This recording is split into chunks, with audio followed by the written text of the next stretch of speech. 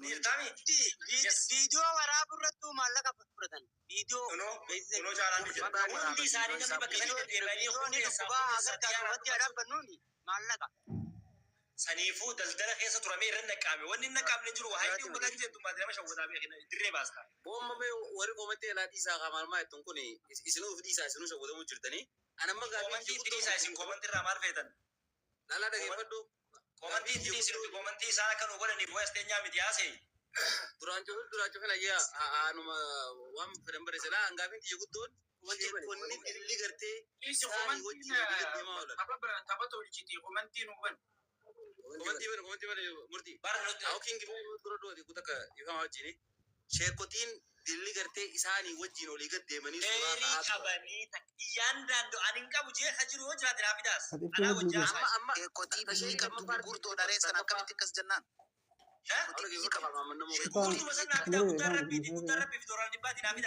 Achumara jira saddeet masirreessan jedhee kan kun olaan amma barisaa ol ta'a hajuu kun isaan keessaa dhufeera lamma inni amma namoota halkanii guyyaa isaan promoot godhu.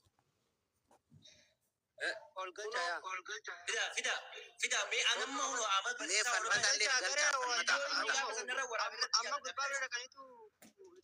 anuma wajjaa isaa isin hundi muutu naa godhadhaa murti guutuu.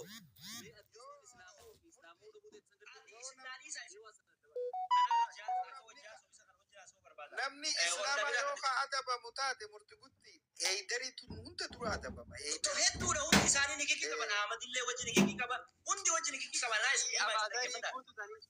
falmataan oduu haarawaa qaba. Mee oduu haarawaa qaba takka tuqqatu falmataa. Awoo nama waati nu jee dhiiba rabbi sutaadhu nama galtanii muutuma qabadhaan uriis falmataa jinni minaamin dhiisi bakka hojjaa soina. Ahmad assalaamu alaikum. Waalaikum salam Dr. Murti nagaasni faatau. Bayya nagaanksi fillee haa ta'u viidiyoo kan kee tokko yaada gaafa wayii viidiyoon irratti jettee gaafa na waa'ee addisuu araggaa ilmaan raggaasaa gaafa nan dubbadhe sana. Waa'ee raggaasaa dilachuu asii sii bana yoo dogoggorte yoo irraanfatamee jiraate asii sii bana. Ijoollee raggaasaa Qur'aana baradhaa hadiisa baradhaa Qur'aanni guyyaa nama baratanii ispaaltii irra gabbaanii namatti himan hin jiru. Madrasaa dubbisa majlisa irraa haqiiqa fudhadhaa bakka hunda deemaa Qur'aana baradhaa fi qotaa namatti hima waan ifiin beekin namatti himina waan ifiin dhagayin nama dhaggeeffachiisina daandira dhaabbattanii akka feenteetii miti amantiin muslimaa hin yaamina amantiin muslimaa naamusa qabdi disipiliinii qabdi masgida keessatti galaa baradhaa barsiisaa Qur'aana dhaggeeffadhaa caqasaa yoo dubbisuu sa'aan qabaanne Qur'aana banaa dhaggeeffadhaa gaafan jee an dubbadha yoo kun ta'uu baate gochi isin gootan kun shiqqalaa isin jalaa fakkaata dirreef jalaa baasuu jirtan dhaabba gaafa nan jee Oromoonatti dulchitan moo hin dulchine isin.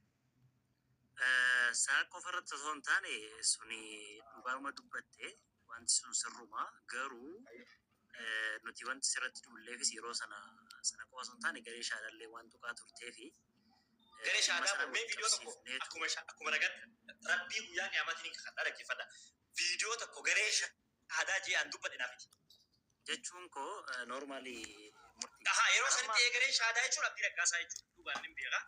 Mudirri isa kadura deemuu isa haya amma gaafiin biraa kan isin gaafadhu baga narra deemtan gaafas rakkoon qabu isaatu sheekha keessanii isaatu alimoota boorayyaa caalee bar inni gisanii hunda caalee bar murtii sheekha keenyas miti hoogganaa garee shaadaas mitiin nama dhuunfaati anis nama dhuunfaati baay'ee normaali garee shaadaa kana keessa ani garee shaadaatu kullee barbaadu dhiifama naa godhaati garee shaadaatu yoom jechuun promootiidhaaf maallaqa namaa kafaltee akka Ronaaldoo nama dhaabbatu tokko akka beeksisuuf namni nama yaammatutti yoom nama yaamuu eegaltan akka hin gaa'u obboleessa abdii raggaasaa irraa dhagayetti miliyoonni 16 xiqqaa taa'ee obboleessa kiyya amantii kana beeksisuu keessatti ingedi amantii alayhi salaatu wassalaam walakkaan addunyaa hordoftu agartee addunyaan guutuun seefiin dhufteettee maqaa balleessutu adabde amantii yoo akhlaaqaan namni itti dhiyaate addunyaa walakkaan jaalattee jala deemtu haafirrinu barganda keenyatti bakka itti dhaladhetti suuqii kiristaanaa jaala namni kiristaanaa tokko suuqii shayinii tokko gurguruu dhufee maallaqa haata innaa amantii tana saayikoloojii namaa keessa jiraachuu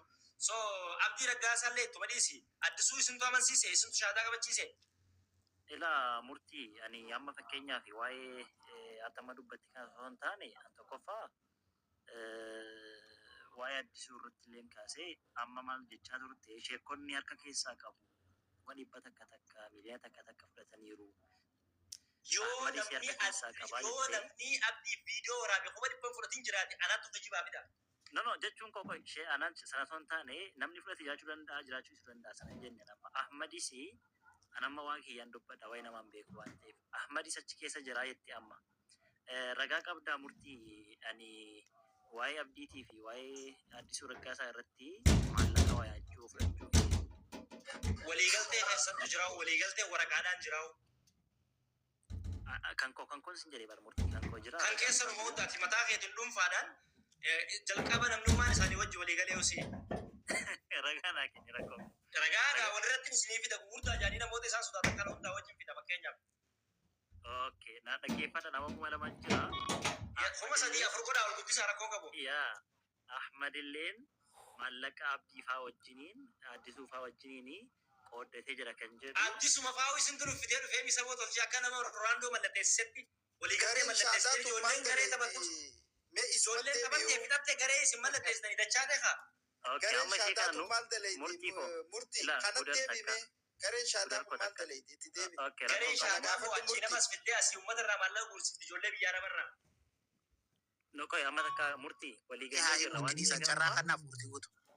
Yaa waliigallee jirra waan ta'eef amma Ahmadilleen maallaqa guuranii maallaqa sana keessatti immoo parsantaa muraasa fudhachuu keessatti Ahmadis harka keessaa qaba. Ahmadii yoo akka ta'e waan si argee asirratti malee takkaa si argee beeku baay'ee ta'u. Osuma dubbannu. Uumara biisaan jennaanin viidiyoon kee gaafa sana ta'uu raabdinaa dhufeetiin dubbadde malee amma eenyu akkas taate akka argattu keessa argeen beeku. Uumara dubbadde. Facebook irratti wal beekuu dandeenya. Okay. Yoo dagatte rakkoo qabu dhiisi.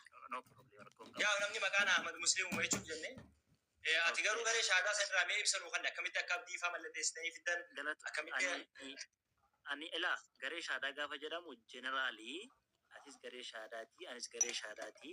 Namni muslima ta'e hundumtuyyuu jeneraalii garee shaadaa jechuun warra rabbiin tokkichatti amanuu nabiyyi Muhammad hin duukaa bu'uudha. Specifically garuu attatti maaliif isiniin garee shaadaa jaarree? Yaa listen to me my bro. Muslima maaliif hin ta'ini garee shaadaa taatarree nuti garee shaadaati. Qoy kasitti muchi. No nuti garee shaadaati miti ka. Ati rabbitti namantu Allahatti namantu nabiyyi Muhammaditti namantu. Maali garee shaadaati fi kana martu wali fidetu. Nama ta'an hojii malee garee shaadaa ta'aa jira duuba kitaaba. Islaama ta'an malee garee shaadaa ta'aa. Na dhaggeeffadhaa kana hin xumursiifne bara. Jeneraalii akka walii galaatti. No atiitu bara waan ijoolleen duraan jettu takka ani sabaahoodhaa abbaan kiyyaa sabaahoodhaa kajaan takka nuuf fittee bara jaarmaa. Ati shaadaadha atis garee shaadaati atis garee shaadaati. Asaraam wanni kana. Ergan Abaa'oon miseensa qabdi. Ergan dhaggeeffadhe maal taasisa barbaadan duuba. Nuti garee shaadaati miti jecha ja'u saniifin siin deebisuudhaaf hin jee nuti garee shaadaati miti.